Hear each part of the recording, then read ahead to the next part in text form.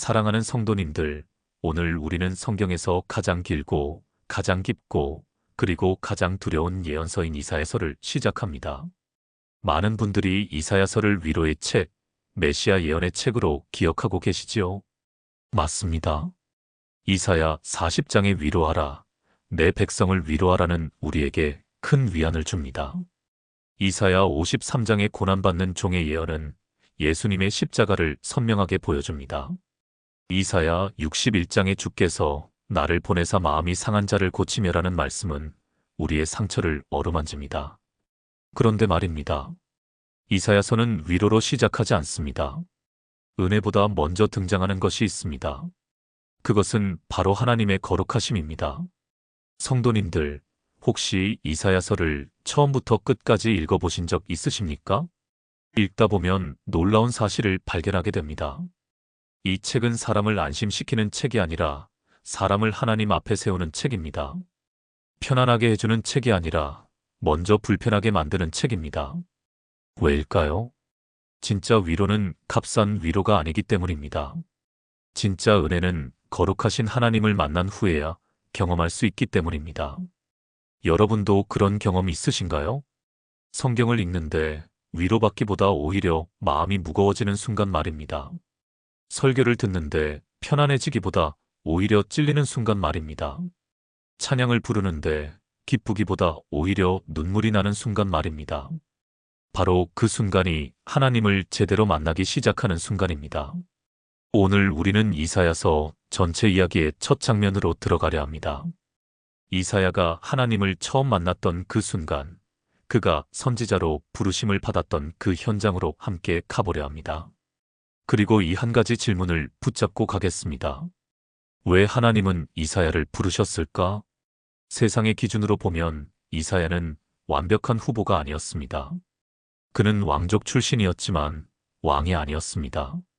그는 교육받은 사람이었지만 제사장도 아니었습니다. 그는 경건한 사람이었지만 스스로를 입술이 부정한 사람이라고 고백했습니다. 그런데 하나님께서 부르신 사람은 바로 이런 사람이었습니다. 완벽한 사람이 아니라 자신의 부정함을 철저히 깨달은 사람, 하나님의 거룩 앞에서 완전히 무너진 사람이었습니다.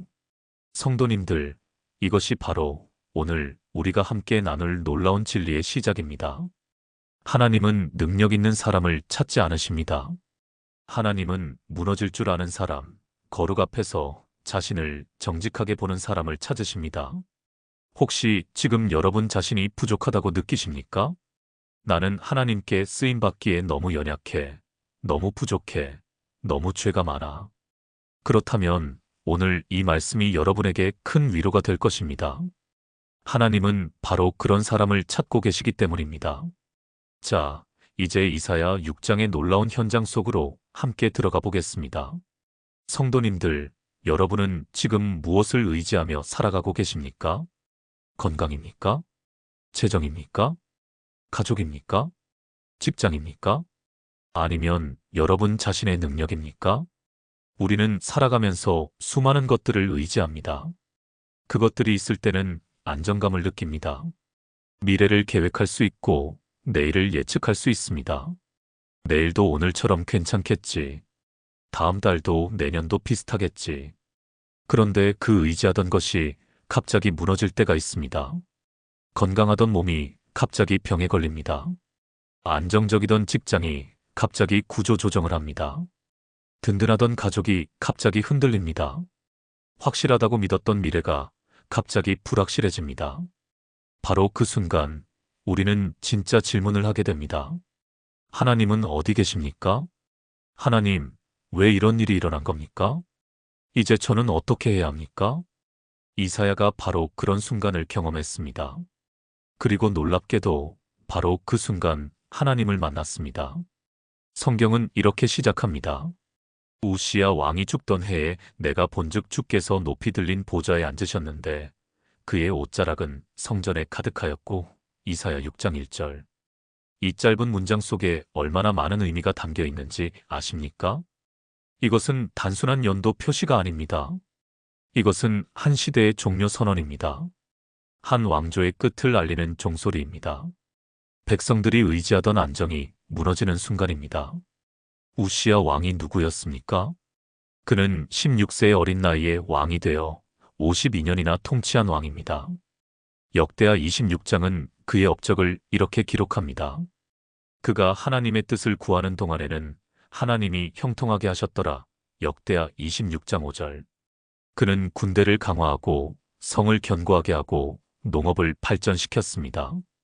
그의 재위 기간 동안 유다는 안정되었고 백성들은 평안을 누렸습니다. 사람들은 그의 통치 아래에서 미래를 예측할 수 있었고 내일을 계획할 수 있었습니다. 그런데 그 왕이 죽었습니다. 그것도 영광스럽게 죽은 것이 아니라 문둥병으로 비참하게 죽었습니다. 왜 문둥병에 걸렸습니까? 교만했기 때문입니다. 역대하 26장 16절은 이렇게 기록합니다. 그가 강성하여짐에 그의 마음이 교만하여 악을 행하여 그의 하나님 여호와께 범죄하되 여호와의 성전에 들어가서 향단에 분향하려 한지라. 왕이 제사장의 일을 하려고 했습니다. 하나님께서 금하신 일을 감히 하려고 했습니다. 그 결과 문둥병에 걸렸고 성전에서 쫓겨났고 백성들에게서 격리되었고 외롭게 죽었습니다. 성도님들, 성경이 우시야 왕이 죽던 해라고 구체적으로 기록한 이유가 있습니다. 이것은 단순히 시간을 표시하는 것이 아닙니다. 이것은 한 시대의 안정과 질서가 완전히 무너진 그 순간을 가리키는 것입니다. 사람들이 의지하던 왕자가 비었습니다. 52년 동안 안정을 가져다 주던 왕이 사라졌습니다. 내일을 보장해 주던 체제가 흔들렸습니다. 예측 가능했던 미래가 불확실해졌습니다. 더욱이 우시야의 아들 요담이 이미 섭정을 하고 있었지만 아버지만큼의 능력이 있을지는 아무도 몰랐습니다. 국제 정세도 불안했습니다. 아수르 제국이 점점 강해지고 있었고 주변 나라들이 위협이 되고 있었습니다. 유다의 미래는 불확실했습니다. 바로 이런 순간 혼란스러운 마음을 안고 무너진 시대의 한복판에서 이사야는 성전에 들어갑니다. 그는 하나님을 찾아 성전으로 갑니다. 왜일까요? 사람이 무너질 때 비로소 하나님을 진지하게 찾게 되기 때문입니다. 성도님들, 여러분에게 우시야는 무엇입니까?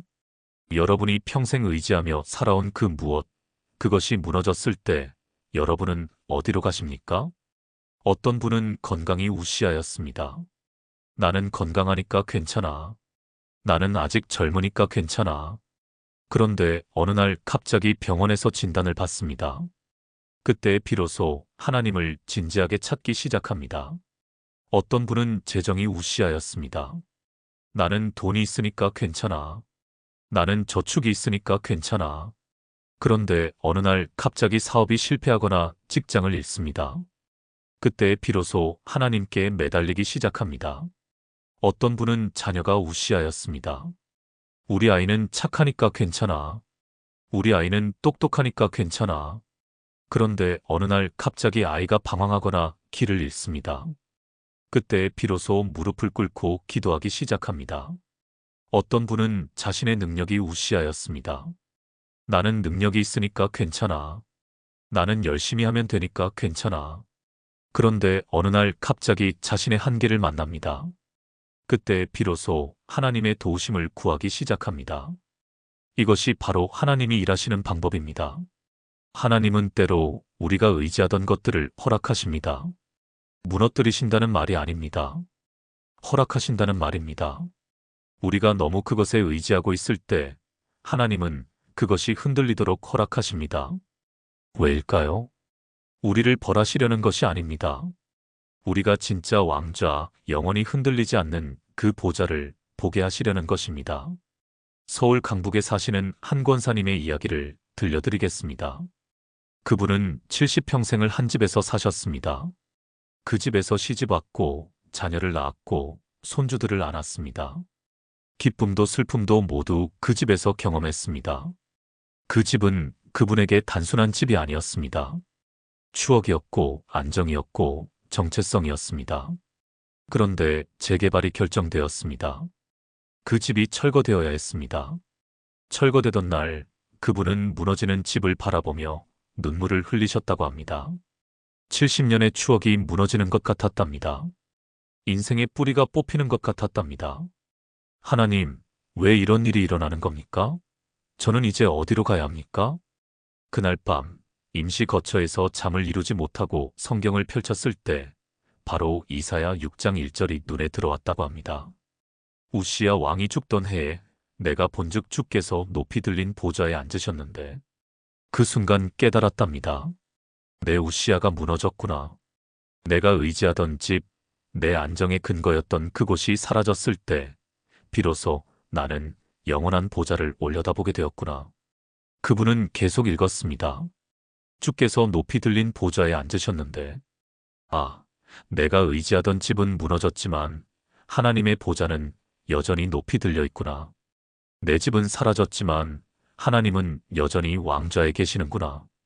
그날 이후 그분의 신앙이 완전히 달라졌습니다. 집이 있을 때는 집에 의지했는데 집이 없어지니 하나님께 의지하게 되었습니다. 안정이 있을 때는 안정에 안주했는데 안정이 깨지니 하나님께 매달리게 되었습니다. 그분은 지금 새 아파트에서 살고 계십니다. 하지만 예전의 그분이 아닙니다. 더 깊은 신앙으로, 더 확실한 믿음으로 주님을 섬기고 계십니다. 그분이 간증하셨습니다. 집을 잃었지만 하나님을 얻었습니다. 안정을 잃었지만 확신을 얻었습니다. 우시아가 무너졌지만 영원한 왕자를 보게 되었습니다. 사랑하는 성도님들, 혹시 지금 여러분의 우시아가 무너지고 있습니까? 의지하던 것이 사라지고 있습니까? 안정이 깨지고 있습니까? 미래가 불확실해 보입니까? 두려워하지 마십시오. 걱정하지 마십시오. 바로 그 자리가 하나님을 만나는 자리입니다. 바로 그 순간이 영원한 보좌를 보게 되는 순간입니다. 이사야가 우시야 왕이 죽던 그 해에 본 것은 비어있는 왕자가 아니었습니다. 그는 높이 들린 보좌를 보았습니다. 영원히 흔들리지 않는 그 보좌를 보았습니다. 여러분도 보게 될 것입니다. 여러분의 우시아가 무너질 때 여러분은 영원한 왕자를 보게 될 것입니다. 이제 우리는 이사야가 본 그 놀라운 광경 속으로 함께 들어가 보겠습니다. 거룩하신 하나님, 3번 거룩하다고 외치는 그 현장으로 함께 가보겠습니다. 성도님들, 우리 시대의 가장 큰 문제가 무엇인지 아십니까? 하나님을 너무 쉽게 안다는 것입니다. 너무 가볍게 안다는 것입니다. 너무 익숙하게 안다는 것입니다. 우리는 하나님을 위로해 주시는 분으로만 압니다. 하나님은 사랑이시니까 날 위로해 주실 거야. 우리는 하나님을 도와주시는 분으로만 압니다. 하나님은 전능하시니까 날 도와주실 거야. 우리는 하나님을 내 편이 되어주시는 분으로만 압니다. 하나님은 내 편이시니까 내 기도를 들어주실 거야. 물론 하나님은 우리를 위로하시고 도우시며 우리 편이 되어주십니다. 이것은 분명한 사실입니다. 그런데 그것이 전부입니까? 하나님은 그저 우리를 행복하게 해주시려고 존재하시는 분입니까? 우리의 소원을 들어주시려고 계시는 분입니까? 아닙니다. 우리가 잃어버린 것이 있다면 바로 경외심입니다. 하나님의 거룩하심 앞에서 떨며 서는 그 경험을 잃어버렸습니다. 하나님을 두려워하는 그 마음을 잃어버렸습니다.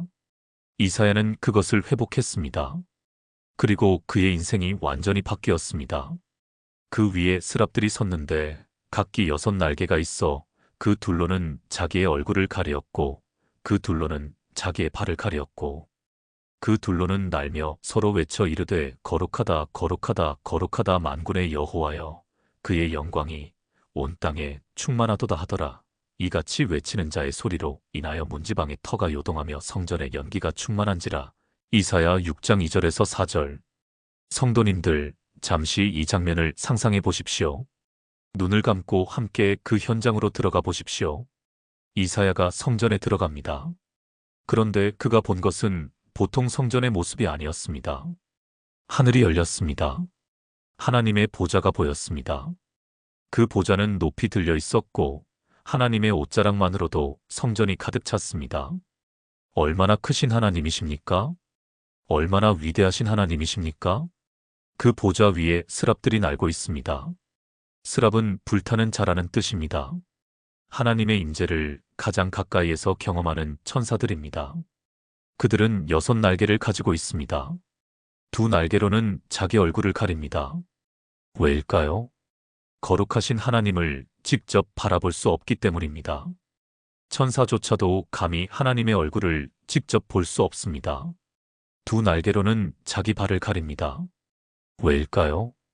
부정한 것이 거룩하신 하나님 앞에 드러날 수 없기 때문입니다.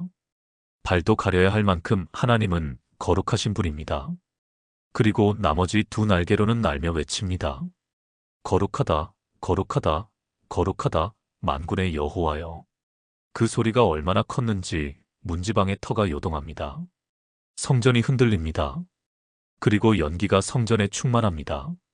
하나님의 영광이 너무나 강렬해서 연기처럼 보이는 것입니다. 성도님들, 여기서 한 가지 질문을 해야 합니다. 왜 거룩하다를 한 번이 아니라 3번 외칩니까? 강조하기 위해서입니까? 물론 강조의 의미도 있습니다. 그런데 히브리적 표현에서 반복은 단순한 강조 이상의 의미가 있습니다. 한 번 말하면 진실입니다. 이것은 사실이다. 2번 말하면 확실한 진실입니다. 이것은 분명한 사실이다. 3번 말하면 그것은 절대적이고 완전하며 다른 모든 것과 비교할 수 없는 진실입니다. 이것은 절대적인 사실이다. 이보다 더 확실한 것은 없다. 하나님은 조금 거룩하신 분이 아닙니다. 우리보다 더 거룩하신 분도 아닙니다. 천사보다 더 거룩하신 분도 아닙니다.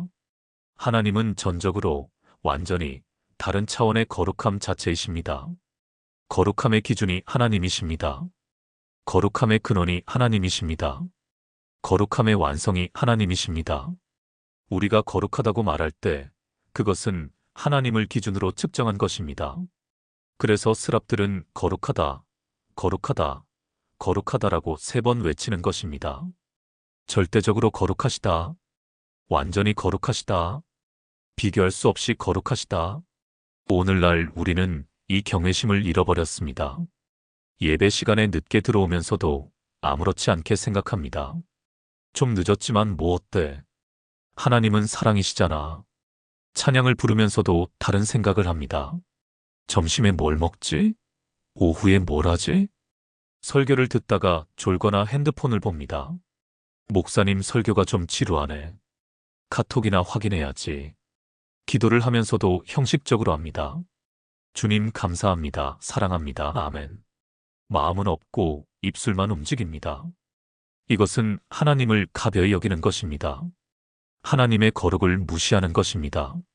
성도님들, 만약 우리가 스랍들처럼 하나님의 거룩을 조금이라도 본다면 어떻게 되겠습니까? 우리는 감히 하나님 앞에 아무렇게나 나아갈 수 없을 것입니다. 예배 시간에 늦게 오는 것이 얼마나 무례한 일인지 깨닫게 될 것입니다. 찬양을 부를 때 가사 한 줄 한 줄의 의미를 생각하며 부르게 될 것입니다.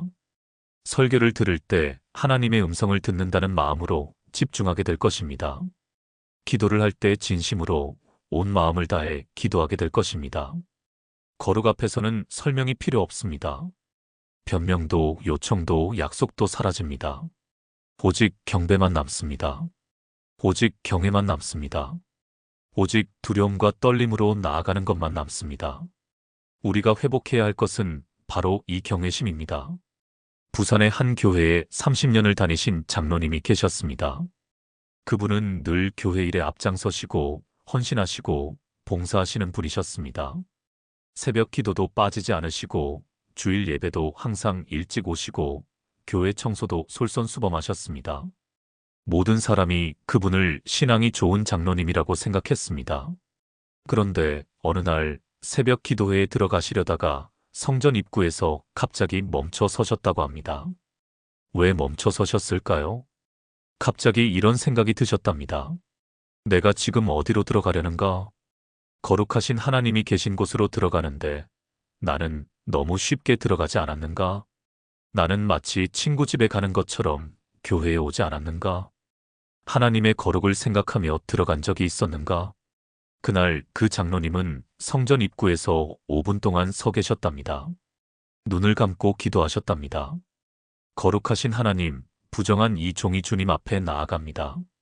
저는 감히 주님 앞에 설 자격이 없는 사람입니다. 그러나 주님의 은혜로 이곳에 왔습니다. 긍휼히 여겨주소서. 그날 이후 그 장로님은 완전히 달라지셨습니다. 성전에 들어가실 때마다 잠시 멈춰서서 기도하십니다. 예배를 드릴 때 찬양 한 곡 한 곡을 정성스럽게 부르십니다. 설교를 들으실 때 메모하시며 집중하십니다. 기도하실 때 외운 기도가 아니라 마음에서 우러나오는 기도를 하십니다. 그분의 예배가 달라졌고, 기도가 달라졌고, 삶이 달라졌습니다. 그분이 간증하셨습니다. 30년을 교회에 다녔지만 정작 하나님의 거룩을 생각하며 예배드린 것은 얼마 되지 않았습니다. 저는 익숙함 속에서 경외심을 잃어버리고 있었습니다. 그런데 하나님께서 저를 멈춰 세우셨고 다시 거룩을 보게 하셨습니다. 사랑하는 성도님들, 우리도 이 경외심을 회복해야 합니다. 하나님을 아는 지식은 많은데 하나님을 경외하는 마음은 적다면 우리는 이사야가 본 그 거룩을 아직 보지 못한 것입니다. 오늘 여러분이 예배드릴 때, 찬양할 때, 기도할 때 잠시 멈추십시오. 그리고 생각하십시오. 내가 지금 누구 앞에 서 있는가? 거룩하다, 거룩하다, 거룩하다고 외치는 그 하나님 앞에 내가 서 있는가? 거룩하신 하나님을 제대로 볼 때 우리는 비로소 자기 자신을 제대로 보게 됩니다. 하나님의 빛 앞에 서면 우리 안에 어둠이 보입니다. 하나님의 거룩 앞에 서면 우리의 부정함이 드러납니다. 이제 이사야에게 일어난 일을 보겠습니다. 거룩을 본 이사야는 어떻게 반응했을까요? 성도님들, 사람은 거울 없이는 자기 얼굴을 볼 수 없습니다. 아무리 눈이 좋아도, 아무리 시력이 좋아도 거울 없이는 자기 얼굴을 볼 수 없습니다. 마찬가지로 하나님 없이는 자기 자신을 제대로 볼 수 없습니다. 우리는 흔히 자신을 과대평가합니다. 나는 괜찮은 사람이야. 나는 다른 사람보다 나아. 나는 큰 죄를 짓지 않았어. 나는 교회도 다니고 헌금도 하고 봉사도 하잖아. 그런데 이것은 착각입니다. 우리가 자신을 그렇게 볼 수 있는 이유는 하나님의 거룩을 제대로 보지 못했기 때문입니다. 우리는 자신을 다른 사람과 비교합니다. 저 사람보다는 내가 나아. 저 사람은 거짓말도 하고 욕도 하지만 나는 그렇지 않아. 그런데 하나님의 거룩이라는 빛 앞에 서면 모든 비교가 무의미해집니다. 하나님의 거룩 앞에서는 우리 모두가 부정합니다. 하나님의 완전함 앞에서는 우리 모두가 불완전합니다. 하나님의 의로움 앞에서는 우리 모두가 죄인입니다. 이사야가 바로 그것을 경험했습니다. 그때에 내가 말하되 화로다 나여 망하게 되었도다. 나는 입술이 부정한 사람이요. 나는 입술이 부정한 백성 중에 거주하면서 만군의 여호와이신 왕을 눈으로 보았음이로다 하였더라. 이사야 6장 5절. 이 고백은 정말 놀랍습니다. 이사야는 죄인이었기 때문에 이 말을 한 것이 아닙니다. 그는 이미 하나님을 섬기는 선지자였습니다. 그는 경건한 사람이었습니다. 세상 사람들이 볼 때 그는 의로운 사람이었습니다. 교회를 다니는 사람이었고 하나님을 경외하는 사람이었고 말씀을 사랑하는 사람이었습니다. 그런데 하나님의 거룩을 보자마자 그는 자신의 진짜 모습을 보게 되었습니다. 화로다 나여. 이것은 절규입니다. 이것은 비명입니다. 나는 끝났다. 나는 살 수 없다. 나는 망했다. 히브리어로 오이라는 단어인데 이것은 가장 강렬한 슬픔과 절망의 표현입니다. 사람이 죽었을 때 우는 소리입니다. 모든 것이 끝났을 때 외치는 소리입니다. 이사야는 왜 이렇게 절규했습니까? 나는 입술이 부정한 사람이요. 성도님들, 이사야의 고백을 자세히 보십시오. 그는 단순히 나는 죄를 지었습니다라고 고백하지 않았습니다. 그는 나는 입술이 부정한 사람입니다라고 고백했습니다. 이 차이가 무엇인지 아십니까? 죄를 지었다는 것은 행동의 문제입니다. 부정한 사람이라는 것은 존재의 문제입니다. 이사야는 자신이 잘못한 것만 고백한 것이 아니라 자신의 정체성 자체가 부정하다는 것을 고백한 것입니다. 이것이 진짜 회개입니다. 표면적 회개는 내가 이것을 잘못했습니다라고 말합니다. 깊은 회개는 나 자체가 부정한 존재입니다라고 고백합니다. 그리고 이사야는 여기서 멈추지 않습니다. 나는 입술이 부정한 백성 중에 거주하면서 그는 자기 혼자만의 문제가 아니라는 것을 압니다. 자신이 속한 공동체, 이스라엘 전체가 하나님 앞에서 부정하다는 것을 압니다. 그런데 중요한 것은 이사야가 남을 먼저 정죄하지 않았다는 것입니다. 저 사람들이 문제입니다. 저 백성들이 죄를 짓고 있습니다. 이렇게 말하지 않았습니다. 자기 자신을 먼저 고백한 후에 공동체를 언급합니다. 나는 입술이 부정한 사람이요. 나는 입술이 부정한 백성 중에 거주하면서 이것이 참된 회개의 순서입니다. 하나님을 잘못 알면 자신을 과대평가합니다. 하나님은 사랑이시니까 내 죄쯤은 괜찮아. 하나님은 용서하시니까 내 잘못은 문제없어. 하나님은 은혜의 하나님이시니까 나를 받아주실 거야. 그러나 하나님을 바르게 알면 자신을 정확히 보게 됩니다. 거룩하신 하나님 앞에서 우리는 부정한 존재입니다. 완전하신 하나님 앞에서 우리는 불완전한 존재입니다. 빛이신 하나님 앞에서 우리는 어둠 가운데 있던 존재입니다. 의로우신 하나님 앞에서 우리는 죄인입니다. 이것을 인정하는 것이 회개의 시작입니다. 자신을 변호하지 않는 것이 회개입니다. 자신을 합리화하지 않는 것이 회개입니다. 하나님 앞에서 자신을 정직하게 보는 것이 회개입니다. 대구에 사시는 한 집사님의 간증입니다. 그분은 자신이 꽤 괜찮은 그리스도인이라고 생각하셨답니다. 교회에 빠지지 않고 나가고 11조 잘 드리고 봉사도 하고 전도도 하니까요.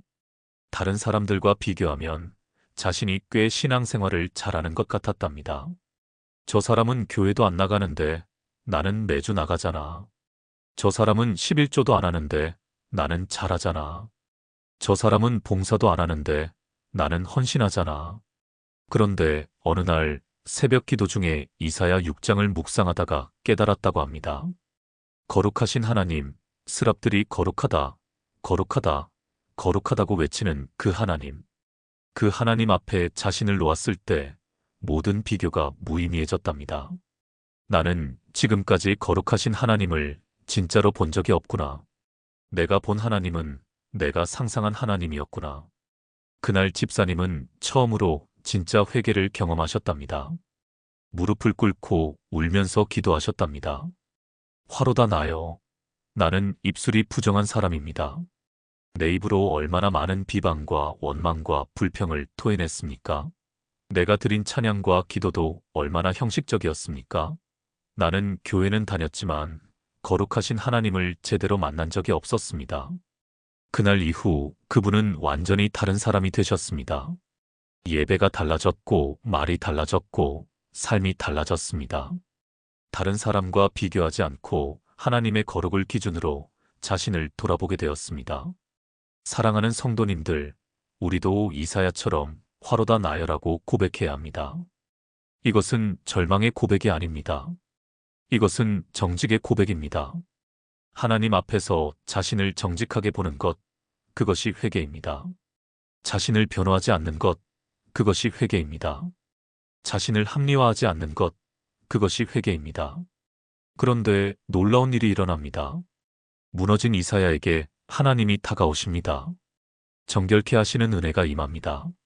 성도님들, 우리는 죄를 인정할 수는 있지만 죄를 제거할 수는 없습니다. 이것이 인간의 한계입니다. 이것이 우리가 절대로 넘을 수 없는 벽입니다. 아무리 미안합니다, 잘못했습니다라고 말해도 죄 자체는 사라지지 않습니다. 아무리 결심하고 다짐해도 죄의 뿌리는 우리 안에 그대로 남아 있습니다. 아무리 노력하고 애써도 우리 스스로를 정결케 할 수 없습니다. 이것은 나약해서가 아닙니다. 이것은 의지가 약해서가 아닙니다. 이것은 인간이라는 존재의 근본적인 한계입니다. 그래서 우리에게는 은혜가 필요합니다. 하나님의 개입이 필요합니다. 하나님께서 하시는 일이 필요합니다. 이사야도 마찬가지였습니다. 그는 자신의 부정함을 철저히 고백했습니다. 화로다 나여 망하게 되었도다. 나는 입술이 부정한 사람이요. 완벽한 회개였습니다. 정직한 고백이었습니다. 그런데 그 고백만으로는 그의 죄가 사라지지 않았습니다. 그것을 스스로 해결할 수는 없었습니다. 그때 하나님이 움직이십니다. 그때에 그 스랍 중에 하나가 부젓가락으로 제단에서 집은 핀 숯을 손에 가지고 내게로 날아와서 그것을 내 입술에 대며 이르되 보라. 이것이 내 입술에 닿았으니 내 악이 제하여졌고 내 죄가 사하여졌느니라 하더라. 이사야 6장 6절에서 7절. 성도님들, 이 장면은 정말 놀랍습니다. 자세히 보십시오. 스랍 하나가 제단에서 핀 숯을 가져옵니다. 이 숯은 아무 숯이 아닙니다. 이것은 제단에서, 그것도 속죄 제사가 드려지던 바로 그 제단에서 가져온 숯입니다. 제단은 무엇입니까? 제단은 죄가 처리되는 곳입니다. 제단은 희생 제물이 불타는 곳입니다. 제단은 피가 흘러지는 곳입니다. 제단은 죄인이 용서받는 곳입니다. 그 제단의 숯, 즉 이미 제사가 드려진 그 제단의 불씨를 가져온 것입니다. 스랍이 그 숯을 부젓가락으로 짚습니다. 왜 손으로 잡지 않고 부젓가락으로 짚습니까? 너무 뜨거워서입니다. 제단의 불은 보통 불이 아닙니다. 하나님의 거룩한 불입니다. 죄를 태우는 불입니다. 그 숯을 이사야의 입술에 댑니다. 얼마나 뜨거웠겠습니까? 얼마나 아팠겠습니까? 그런데 그 순간 놀라운 말씀이 선포됩니다. 보라, 이것이 내 입술에 닿았으니 내 악이 제하여졌고 내 죄가 사하여졌느니라. 성도님들, 여기서 매우 중요한 진리를 보셔야 합니다. 누가 이사야를 정결케 했습니까?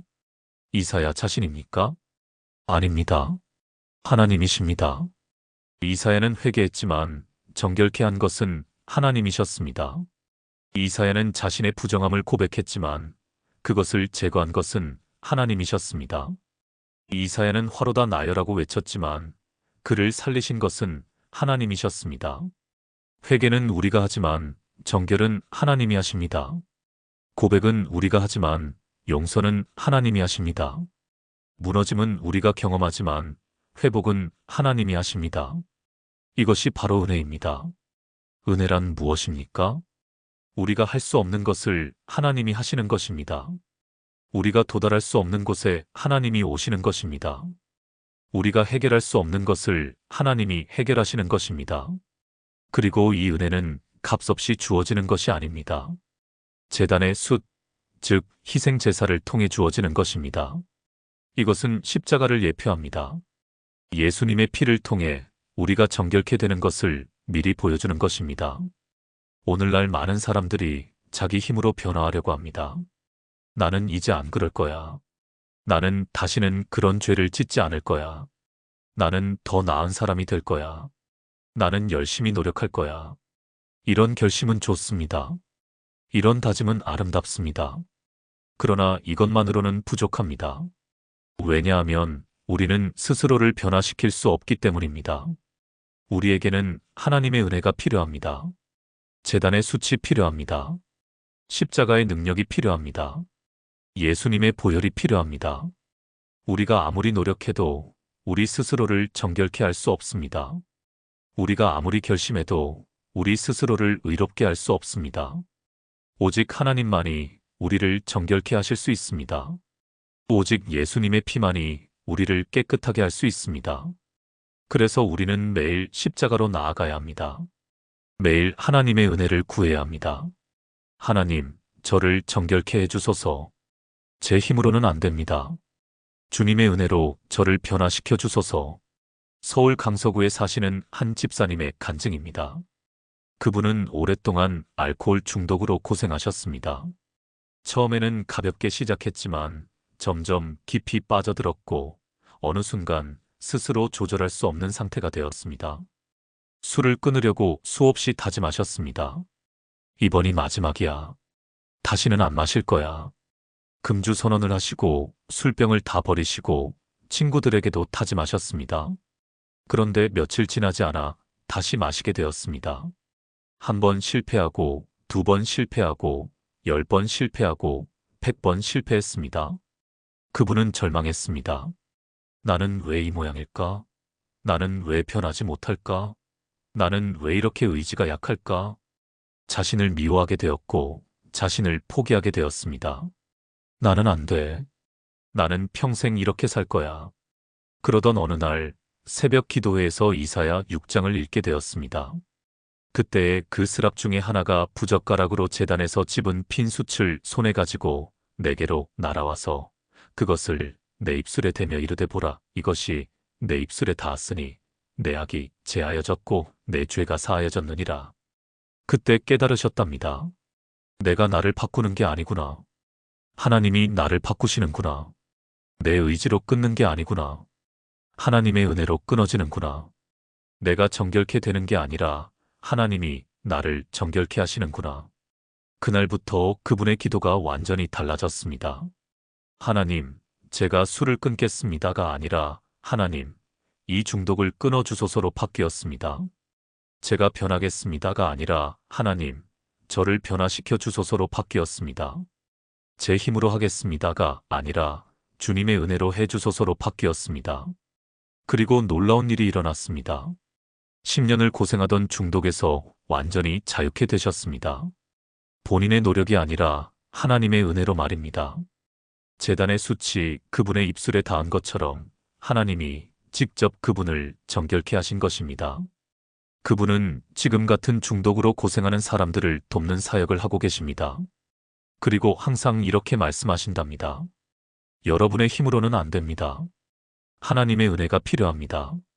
제단의 숯이 여러분의 입술에 닿아야 합니다. 사랑하는 성도님들, 혹시 지금 변하고 싶은데 변하지 못해 고민하고 계십니까? 노력해도 안 되고 다짐해도 실패하고 결심해도 무너집니까? 같은 죄를 반복하고 같은 실수를 되풀이하고 같은 자리에서 맴돌고 계십니까? 낙심하지 마십시오. 절망하지 마십시오. 정결은 우리가 하는 것이 아니라 하나님이 하시는 것입니다.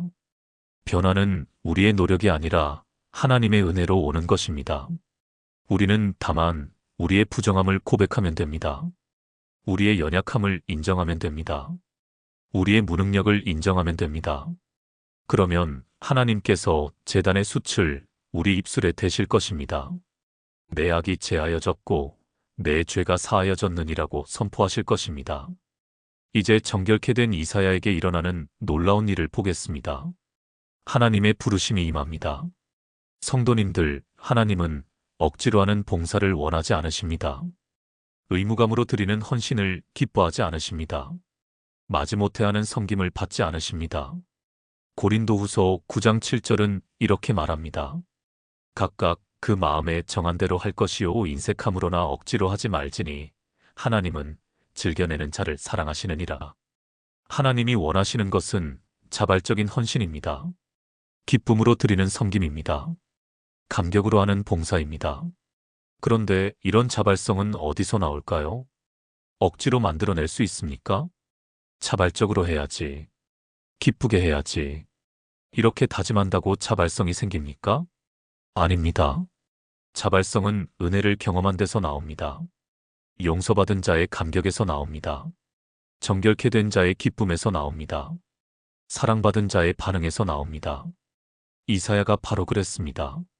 내가 또 주의 목소리를 들으니 주께서 이르시되 내가 누구를 보내며 누가 우리를 위하여 갈고 하시니 그때에 내가 이르되 내가 여기 있나이다 나를 보내소서 하였더니 이사야 6장 8절.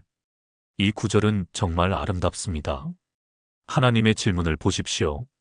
내가 누구를 보내며 누가 우리를 위하여 갈고? 이것은 매우 독특한 질문입니다. 이사야야, 너 가라가 아닙니다. 이사야야, 내가 가야 한다도 아닙니다. 내가 누구를 보내며 누가 우리를 위하여 갈고? 이것은 열린 질문입니다. 강요가 아닙니다. 명령이 아닙니다. 초대입니다. 하나님은 이사야를 강제로 보내지 않으십니다. 하나님은 이사야가 자발적으로 응답하기를 기다리십니다. 그리고 이사야는 자발적으로 응답합니다. 내가 여기 있나이다. 나를 보내소서. 이것은 억지가 아닙니다. 의무가 아닙니다. 이것은 감격입니다. 이것은 감사입니다. 이것은 사랑의 반응입니다.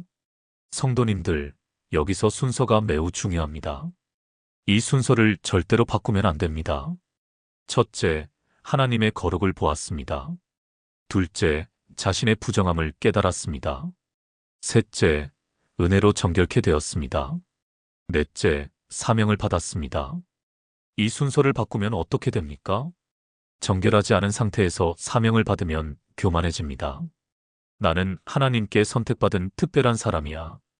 은혜를 경험하지 못한 상태에서 섬기면 의무감에 짓눌립니다. 해야 하니까 하는 거야. 안 하면 안 될 것 같아서. 거룩을 보지 못한 상태에서 헌신하면 자기 영광을 구하게 됩니다. 내가 이렇게 헌신하는데 사람들이 알아줘야지. 그러나 이사야는 완벽한 순서로 준비되었습니다. 먼저 거룩을 보았고 자신의 부정함을 깨달았고 은혜로 정결케 되었습니다. 그래서 그의 내가 여기 있나이다는 억지가 아니라 자발적인 헌신이었습니다. 의무가 아니라 감격이었습니다. 강요가 아니라 사랑의 반응이었습니다. 오늘날 많은 그리스도인들이 의무감으로 섬깁니다. 해야 하니까 안 하면 안 될 것 같아서 다른 사람들이 볼까봐. 주일날 교회에 가는 것도 의무입니다. 가야 하니까 가는 거지. 헌금을 드리는 것도 의무입니다. 11조는 해야 하니까. 봉사를 하는 것도 의무입니다. 집 분자니까 본을 보여야지. 이것은 진짜 헌신이 아닙니다. 이것은 종교적 의무일 뿐입니다. 진짜 헌신은 은혜에서 나옵니다. 하나님이 나를 이렇게 사랑하셨는데 내가 어떻게 가만히 있을 수 있겠습니까? 하나님이 나를 이렇게 용서하셨는데 내가 어떻게 안 갈 수 있겠습니까? 하나님이 나를 이렇게 정결케 하셨는데 내가 무엇을 드려야 합니까? 이것이 진짜 헌신입니다. 은혜를 경험한 자는 억지로 하지 않아도 자발적으로 헌신합니다. 강요하지 않아도 기쁨으로 섬깁니다. 누가 시키지 않아도 감격으로 드립니다. 경기도의 한 교회에 성공한 사업가 장로님이 계셨습니다. 그분은 교회에 충성스럽게 섬기셨지만 솔직히 말하면 의무감이 컸습니다. 장로니까 해야지. 집 분자니까 본을 보여야지. 사람들이 보니까 잘해야지. 헌금도 많이 하셨지만 사실 자랑하고 싶은 마음도 있었습니다. 봉사도 많이 하셨지만 인정받고 싶은 마음이 있었습니다. 그런데 몇 년 전 큰 사업 실패를 경험하셨습니다. 거의 파산 직전까지 갔습니다. 평생 쌓아온 재산이 순식간에 무너졌습니다. 명예도 잃고 친구도 잃고 자존심도 잃었습니다. 그때 하나님을 깊이 만나셨다고 합니다. 거룩하신 하나님을 보았고 자신의 교만함을 깨달았고 그 모든 것을 용서받는 은혜를 경험하셨습니다. 무너진 자리에서 하나님의 사랑을 경험하셨고 정결케 되는 은혜를 받으셨습니다. 그리고 사업이 조금씩 회복되기 시작했을 때 그분 안에서 놀라운 변화가 일어났습니다. 예전에는 해야 하니까 섬겼는데 이제는 하고 싶어서 섬기게 되었습니다. 예전에는 의무니까 헌금했는데 이제는 감사해서 드리게 되었습니다. 예전에는 인정받으려고 봉사했는데 이제는 감격해서 하게 되었습니다. 그리고 어느 날 기도 중에 하나님의 음성을 들으셨답니다. 내가 누구를 보내며 누가 우리를 위하여 갈고? 그 순간 눈물이 쏟아졌답니다. 하나님, 제가 무엇을 드릴까요? 제가 어디로 가야 합니까? 그분은 북한 선교를 위해 재산의 절반을 헌납하기로 결정하셨습니다. 누가 시킨 것이 아니었습니다. 의무감이 아니었습니다. 은혜를 경험한 자의 자발적 헌신이었습니다. 내가 여기 있나이다. 나를 보내소서. 사랑하는 성도님들, 여러분의 헌신은 어디서 나옵니까? 의무감입니까? 아니면 은혜입니까? 억지입니까? 아니면 자발성입니까? 해야 하니까입니까? 아니면 하고 싶어서입니까? 하나님은 우리의 억지 헌신을 원하지 않으십니다. 하나님이 원하시는 것은 은혜를 경험한 자의 감격 어린 헌신입니다. 하나님이 나를 이렇게 사랑하셨는데 내가 어떻게 가만히 있을 수 있겠습니까? 이것이 진짜 헌신입니다. 혹시 지금 섬기는 것이 힘들고 무겁습니까? 그렇다면 다시 은혜의 자리로 돌아가야 합니다. 다시 거룩을 보고 자신의 부정함을 깨달아야 합니다. 다시 정결케 되는 은혜를 경험해야 합니다. 그러면 헌신은 억지가 아니라 기쁨이 될 것입니다. 의무가 아니라 특권이 될 것입니다. 이사야는 내가 여기 있나이다라고 응답했습니다. 그런데 그가 받은 사명은 우리가 생각하는 것과 달랐습니다. 성도님들, 만약 하나님이 여러분에게 이렇게 말씀하신다면 어떻게 하시겠습니까? 내가 전할 말씀을 사람들이 듣지 않을 것이다. 내가 아무리 설명해도 깨닫지 못할 것이다. 내가 아무리 보여줘도 알아보지 못할 것이다. 내가 평생 헌신해도 변화가 거의 없을 것이다. 이것은 가장 절망적인 사명입니다. 실패가 예정된 일입니다. 성과가 보이지 않는 사역입니다. 그런데 놀랍게도 이사야가 받은 사명이 바로 이것이었습니다. 내가 여기 있나이다. 나를 보내소서라고 감격적으로 응답한 직후 하나님께서 주신 사명이 이것이었습니다. 여호와께서 이르시되 가서 이 백성에게 이르기를 너희가 듣기는 들어도 깨닫지 못할 것이요 보기는 보아도 알지 못하리라 하여 이 백성의 마음을 둔하게 하며 그들의 귀가 막히고 그들의 눈이 감기게 하라 염려하건대 그들이 눈으로 보고 귀로 듣고 마음으로 깨달아 다시 돌아와 고침을 받을까 하노라 하시기로. 이사야 6장 9절에서 10절. 성도님들, 이 말씀을 읽으면 정말 충격적입니다. 가서 전하라. 그러나 그들은 듣지 않을 것이다. 말하라. 그러나 그들은 깨닫지 못할 것이다. 보여주라. 그러나 그들은 알지 못할 것이다. 심지어 이 백성의 마음을 둔하게 하며 그들의 귀가 막히고 그들의 눈이 감기게 하라고 하십니다. 왜 하나님은 이런 사명을 주십니까? 왜 실패할 것을 알면서 보내십니까? 이 말씀을 이해하려면 당시 이스라엘의 영적 상태를 알아야 합니다. 이스라엘은 이미 오랫동안 하나님의 말씀을 거부해왔습니다. 선지자들이 와서 말씀을 전했지만 듣지 않았습니다. 하나님께서 징계하셨지만 돌이키지 않았습니다. 기적을 보여주셨지만 믿지 않았습니다. 그들의 마음은 이미 굳어져 있었습니다. 하나님이 억지로 그들의 마음을 막으신 것이 아니라 그들이 스스로 거절한 결과가 쌓여서 마음이 굳어진 것입니다. 그럼에도 불구하고 하나님은 이사야를 보내십니다. 왜일까요? 하나님은 증언을 남기시려는 것입니다. 내가 선지자를 보냈다. 내가 말씀을 전했다. 그들이 듣지 않은 것은 그들의 선택이다. 이사야의 사명은 사람을 바꾸는 것이 아니라 하나님의 진리를 증거하는 것이었습니다. 오늘날 우리도 같은 상황에 직면할 때가 있습니다. 전도에도 사람들이 오지 않습니다. 말씀을 전해도 듣지 않습니다. 기도해줘도 변하지 않습니다. 그러면 우리는 실패한 것입니까? 아닙니다. 하나님은 우리에게 결과를 요구하지 않으십니다. 하나님이 요구하시는 것은 충성입니다. 우리가 전한 말씀을 사람들이 듣든 안 듣든 그것은 우리의 책임이 아닙니다. 우리의 책임은 오직 하나, 충성스럽게 전하는 것입니다. 마태복음 25장의 달란트 비유를 기억하십니까? 주인이 칭찬한 것은 5달란트를 남긴 것이 아니라 충성한 것이었습니다. 잘하였도다 착하고 충성된 종아. 결과가 아니라 충성입니다. 성공이 아니라 순종입니다. 전라도의 작은 시골 교회에 30년을 목회하신 목사님이 계셨습니다. 교회는 계속 작았습니다. 많을 때도 30명, 적을 때는 10명 정도였습니다. 다른 동기 목사들은 큰 교회로 가고 성공하고 유명해졌는데 그분은 그 작은 교회에 계속 남아 계셨습니다. 어떤 사람들은 물었습니다. 목사님, 왜 그렇게 작은 교회에만 계세요? 능력이 없는 거 아닙니까? 심지어 가족들도 말했습니다. 다른 데로 가세요. 더 큰 교회로 가세요. 그런데 그 목사님은 이사야 6장을 붙들고 계셨답니다. 내 사명은 결과를 만드는 것이 아니라 충성하는 것입니다. 하나님이 나를 이곳에 보내셨으니 나는 이곳에서 충성할 뿐입니다. 그분은 30년 동안 한 주도 빠지지 않고 설교하셨고 새벽마다 교회에서 기도하셨고 성도 한 분 한 분을 가족처럼 돌보셨습니다. 누가 보든 안 보든 인정받든 안 받든 변함없이 충성하셨습니다.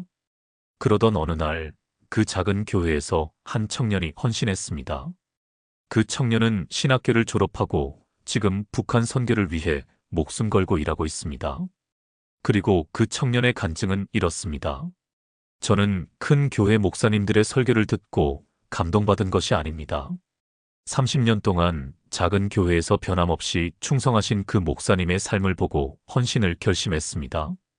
결과는 하나님이 만드십니다. 우리는 다만 충성하면 됩니다. 사랑하는 성도님들, 혹시 지금 섬기는데 결과가 안 보여서 낙심하고 계십니까? 기도에도 응답이 없어 보이고, 전도에도 사람이 안 나오고, 헌신에도 아무도 알아주지 않습니까? 낙심하지 마십시오. 하나님은 결과를 보지 않으십니다. 하나님은 과정을 보십니다. 하나님은 성공을 원하지 않으십니다. 하나님은 충성을 원하십니다. 이사야는 평생 대부분의 사람들에게 무시당했지만 그의 예언은 2700년이 지난 지금도 우리에게 생명의 말씀이 되고 있습니다. 여러분의 충성도 헛되지 않을 것입니다. 여러분이 보지 못하는 곳에서 하나님이 일하고 계십니다. 여러분이 알지 못하는 때에 하나님이 열매 맺게 하실 것입니다. 그런데 이사야는 하나님께 한 가지 질문을 합니다. 성도님들, 아무리 강한 사람도 계속된 무반응 앞에서는 지칩니다. 아무리 헌신적인 사역자도 아무런 변화가 보이지 않으면 낙심합니다. 이것은 나약함이 아닙니다. 이것은 정직함입니다.